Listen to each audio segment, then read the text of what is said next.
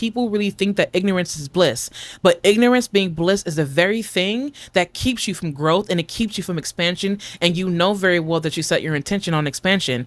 We are not going to grow if we, right, not just you, but we will not grow if we don't allow ourselves to face the noise, to face the music. Divine greetings and gratitude, tribe. Welcome back to our sacred space. Of course, I'm always honored, excited, and elated to be in your presence. If you're new here, welcome. My name is Nuna. I'm here to help you transcend beyond pain and suffering, manifest and expand your consciousness by merging the arts of poetry, writing, and magic. And by transcend pain and suffering, I do not mean by spiritual bypassing, but rather we face our obstacles, we face our truths head on in a way that helps to empower us to do better given the life circumstances that we may experience. I wanted to talk to you about real quickly about this total solar eclipse that we're going to be having in Leo. And it's going to be happening actually on August the 12th at roughly 1:37 p.m. EST. And that is definitely when I have the chart pulled. I want us to spend time with each other so that we can dive into whatever intuitive messages that comes from the chart. Okay, we're going to open ourselves up as a channel to receive messages. So by all means, if you decide that you want to open yourself up to receive messages as well, you are more than welcome to do so. And you can also put down the messages that you receive in the comment section below, because I do want to build community and whatnot. And I love it when we all come together and we can implement information and we can also show up for each other as a team. Okay. Now, I want to just give you a quick disclaimer because I've been sneezing a lot and I feel like the divine is like, I want you to pull back. So I'm gonna go ahead and record a few more videos for the night, and I'm going to schedule those videos so that you can have them so that I can pull back and rest, because there's something going on and it has been a long day. I'll explain later. But anyways, yes, so I want to take real quick, I want to take a trip down memory lane. And if you hear anything in the background, it's because I have like 4 kids and they are not quiet for anyone. So yes, they know that I'm recording, but you may hear some noises in the background. Everyone is fine. The kids are with dad, so it's all good. So basically, I want to take a trip down memory lane and talk about how over like the past between 7 and 10 years, we have been going through major breakdowns, major releases, major purges, and a reconstruction of the third dimensional reality, right? Like there have been so many things that have been going on in the on the global scale, but there's also been a lot of things that have trickled down into our more intimate lives, right? So in our relationship, in our intimate relationships with others, and our intimate relationship with ourselves and our jobs and things of that nature, right? I feel like everything is taking a turn because we're focusing a lot more on not just community building, but we're focusing more on reclaiming power that was stripped away, suppressed, and discarded by powers that assume authority over us because of our willingness to give them, power and whatnot. Now, that is definitely another topic for another time, but this forced power has now come to a space where it can no longer prevail. And now we're in a space where we're tapping into this collective energy where we're starting to understand that we're reclaiming not only this dimension, but we're reclaiming our lives, right? Individually, but also collectively. We have really been not forced, but we've been called to face the shadow, this collective shadow that we've all been experiencing and observing. And we're called to utilize this power together in order to create this world, this new earth that, people, talk about. But I feel like that even in itself is also a different topic for a different discussion. But with this new earth, let's just go with that.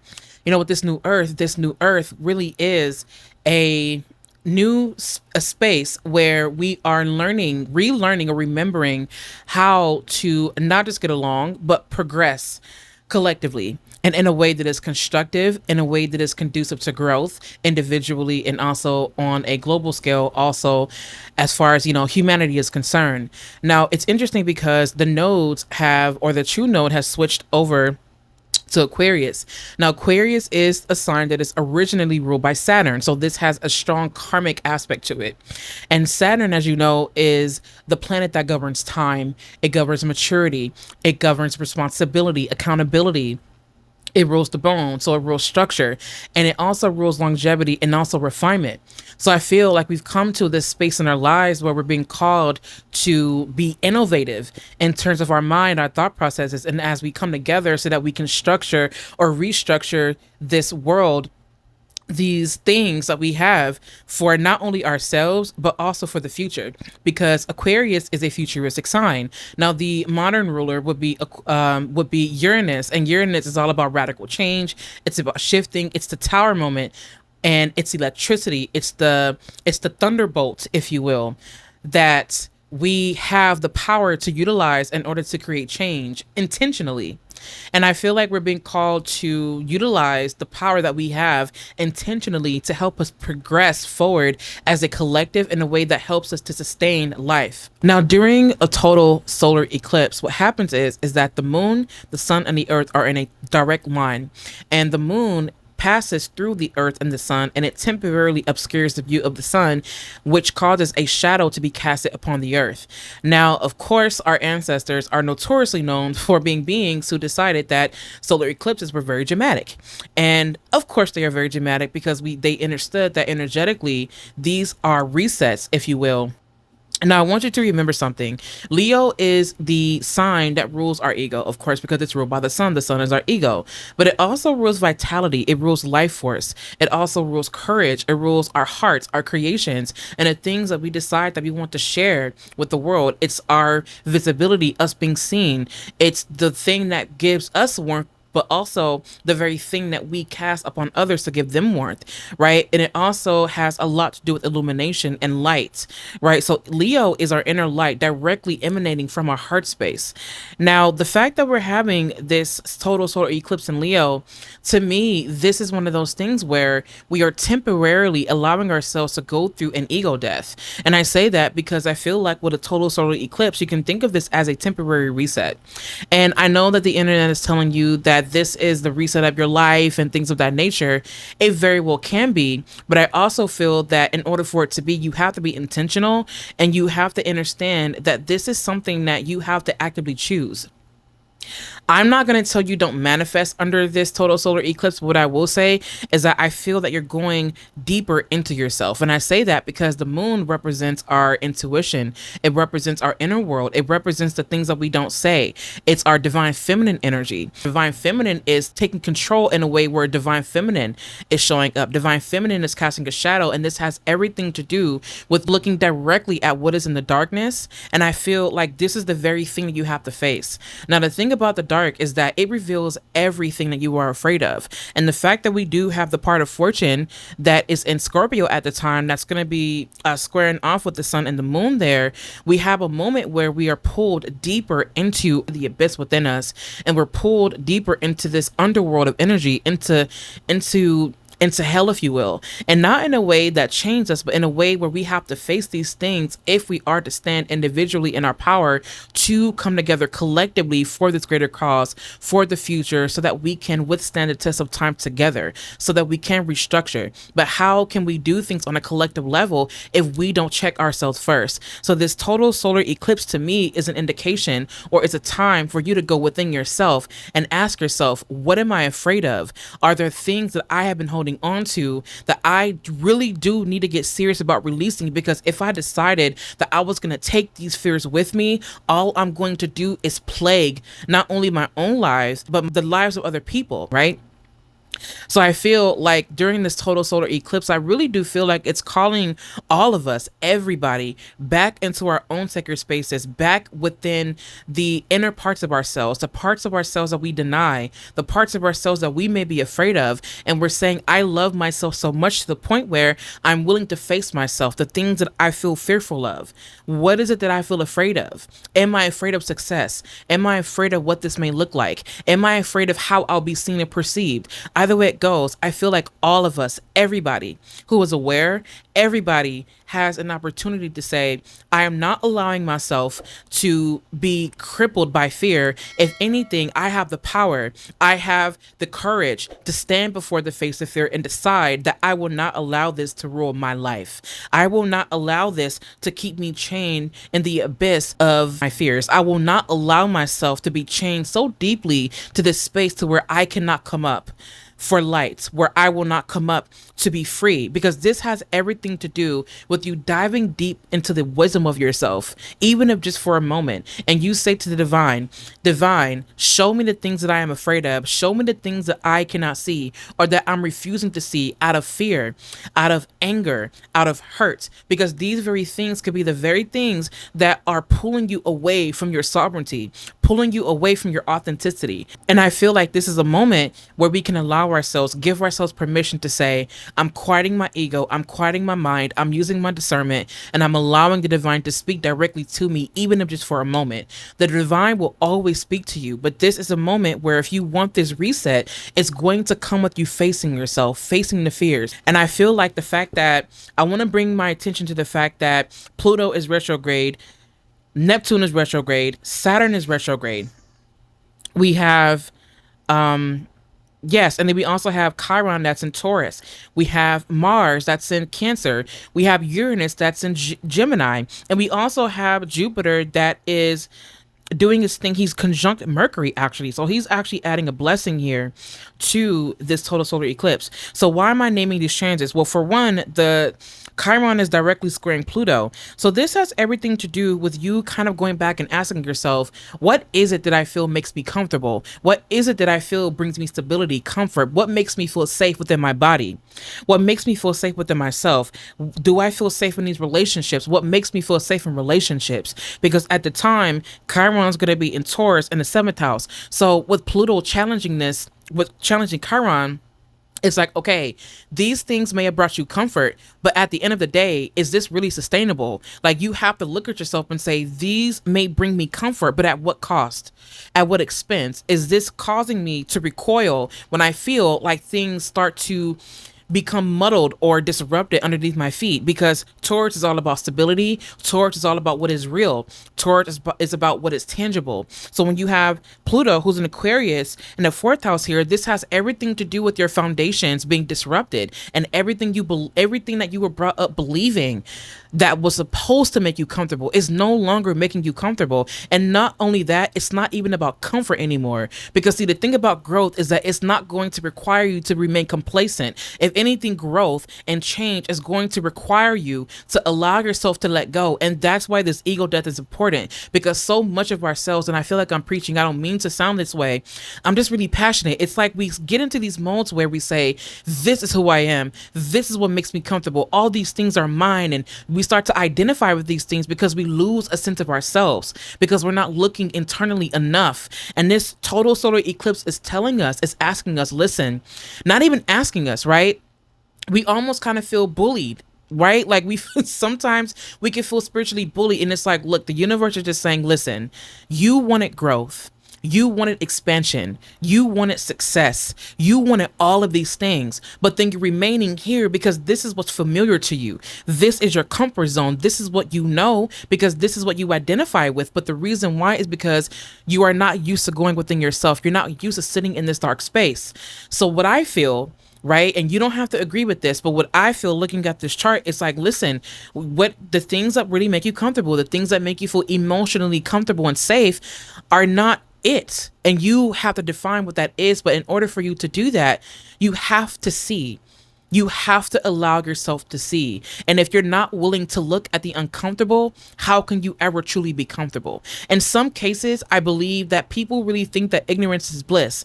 But ignorance being bliss is the very thing that keeps you from growth, and it keeps you from expansion. And you know very well that you set your intention on expansion. We are not going to grow if we, right, not just you, but we will not grow if we don't allow ourselves to face the noise, to face the music. And to be honest with you, that's exactly what I'm hearing here. In order for us to progressively move forward as a collective, we have to each individually face ourselves, right? We have to individually decide that this is what I'm no longer accepting for myself. I'm not accepting my own bullshit anymore. Like, I just can't do it because it's not helping anyone. It doesn't serve me.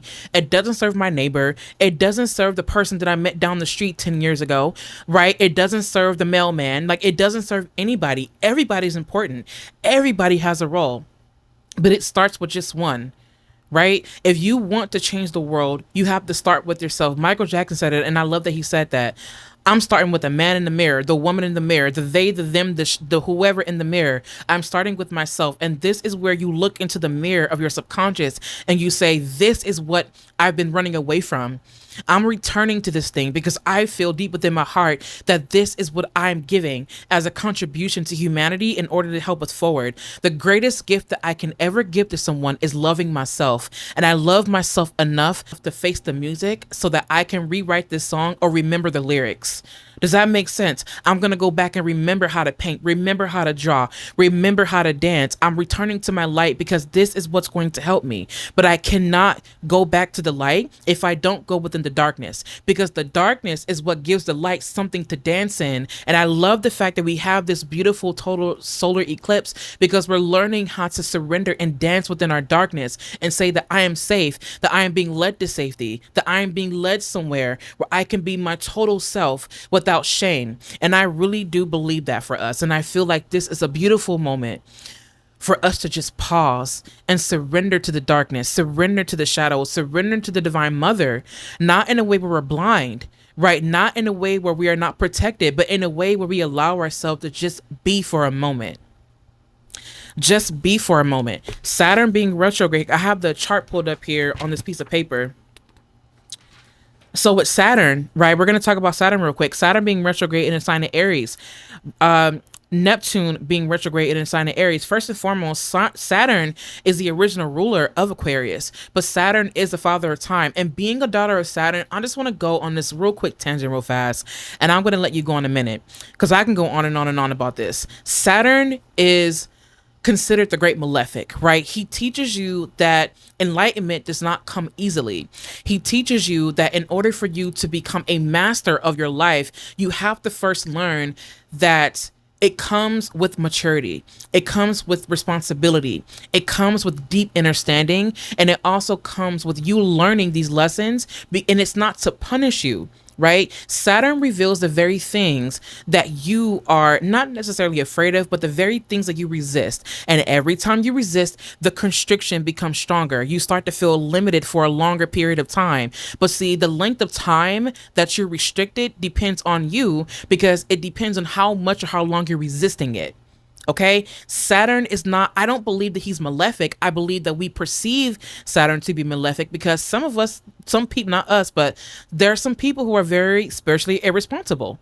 And the things that we do has consequences to them. Okay, so I feel like with Saturn being retrograde here, especially in the sign of Aries, this is where we're going back and we're saying, okay, this is what I need to be cardinal with. This is what I need to stand for. This is what I'm facing. But at the same time, I'm rethinking, I'm retracing my steps. I'm going back and say, where can I decide or where can I show up more, not in an authoritarian way where I'm overruling people or having power over people, but where can I stand in my authority? Because we have Aries, he's in Aries now.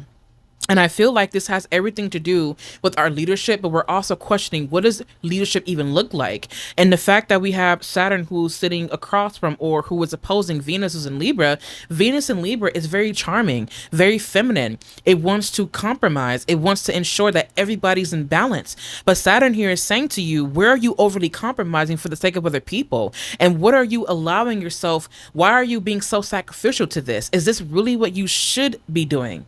Right? Because if you say that you want balance and harmony, that's going to come with you setting a boundary with yourself and not being overgiving, but giving enough to where things are more sustainable.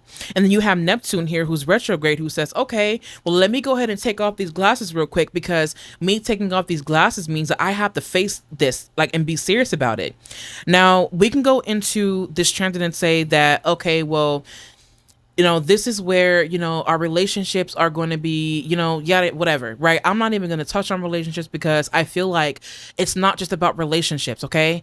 Even though Venus has everything to do with relationships, because yes, of course she does rule She does rule Libra, but this is so much deeper than just relationships. This has everything to do with us deciding that we are not going to overly compromise, and we're not going to allow ourselves to move from delusion. We're going to move from a space of discernment, and we're going to move from a space of divine knowing, and we're going to move from a space of maturity. And I feel like this is where we have to get serious, right, about how we are deciding to show up for ourselves and others in a way that helps collective growth.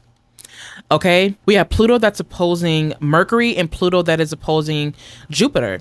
Now, this is where we're saying that, listen, look, okay, this is collective growth, but what we're going to be called to do is we're going to have to ask ourselves, where are we resisting wisdom, and where are we choosing to pull ourselves away from things that help us to expand our minds, right? So I feel like with this Pluto opposition with Jupiter and with Mercury, this is where we can say that we have to, in a way, be a bit more flexible with the way that we think, and we have to be a bit more flexible as to how we decide to be revolutionary with our lessons. Jupiter is also adding a beautiful, and I mean a beautiful blessing when it comes to this total solar eclipse. And the reason is because he is considered the benefactor, right? But the thing is, though, is that he's expanding things. It's not just him expanding blessings and things of that nature. No, Jupiter is also the planet that is going to make bigger everything that he touches. So if it's something that's unfavorable, he's going to expand the very thing that is unfavorable,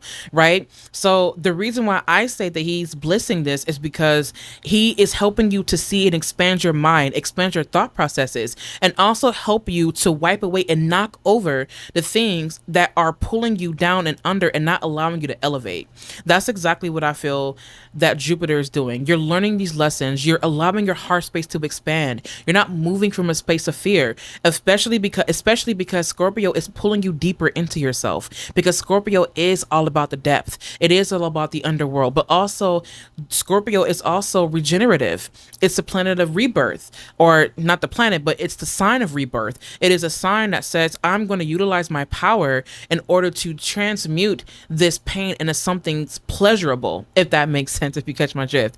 But in a way, I feel like with Scorpio, it's like, I don't want to ignore my sensitivities. If anything, I'm allowing myself to dive deep into the things that I feel are off limits to me. And I feel like I'm going to return to the very thing that brings me the most joy. Despite what people are saying, despite what they may think of me, despite what they may think of my calling, I'm going to allow myself to go so deep into my own heart space that I come out the very thing that I was meant to be. And this is how I feel that we are to be on our path of remembrance. We are called to go inward, to remember who we are through this temporary moment of pausing. And I feel like we are going to feel the effects of this for a while. And things are still being reshaped. Things are still being rewired, being reworked, because we're still remembering. And I feel that this is a beautiful time. This is a beautiful time. What a time to be alive. What a time to be alive. I get real passionate. Last thing.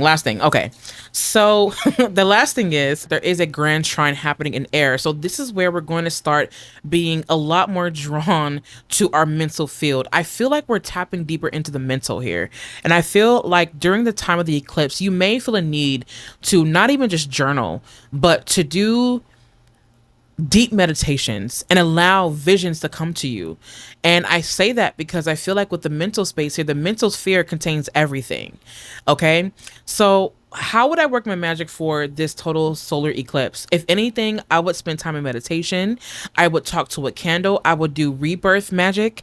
I would more than likely be working with a black and a white candle, or a double candle. I don't have those available, but I do have black and white candles that are available in the Ethereum. I just don't have my hands on the black and the white ones, but I will be getting my hands on those soon. And to be honest, you know what, to be honest with you, you can really work with the white candle here, because I feel like white candles are protective, of course, yes, but I also feel like it does help you tap into that light. Now, if you wanted to, you could work with a black candle, but this is the rebirthing aspect, and I would 100% say yes. 100% say yes. Lemongrass is also something that you can work with too. Lemongrass essential. When I tell you that working with lemongrass essential really does help me to focus and really helps to enhance my intuitive power, I'm telling you it works so well. Also, you may be called to work with frankincense. Frankincense is amazing for purification. Purification is all over this chart. I would 100% say for you to work with frankincense because it allows you to connect with that solar energy, but in a way that's very not transcendental per se, but very spiritual in a way that's not egotistical, but very purifying. Because frankincense does have a very strong purifying essence to it. So I would 100% say you can work with that. I feel it like, if anything, I personally wouldn't necessarily work on manifesting anything, but that's just me. If there's anything else that I would work with, I'll let you know down in the comment section or in the description box. Just, I will put those things there for you. And yes. So yes, I feel like that's all that we have time for. I feel like I got real preachy, but hopefully it did help you. Hopefully it did give you some insight. I'm going to go ahead and sign off because I have another video to record and I'm going to be scheduling those videos for you. If you need anything from me, please feel free to visit me online over at the SaiyonanPath.org. You can also take a look and dive into my writing pieces over on Substack, as well as over on at NunaMakai.com. This is where you will find the blog, and this is where you will find my more intimate poetry. And over on the Saiyonan Path, that's where you'll find the more teaching aspect and things of that nature that I'm starting to implement deeper onto the website. I'm super excited about that. You are catching me where we are building from the ground up. We're starting over because this journey has been for years. Okay, anyway, more on that later. But yes, I love you so very much. Take care, and I will catch you in my next video.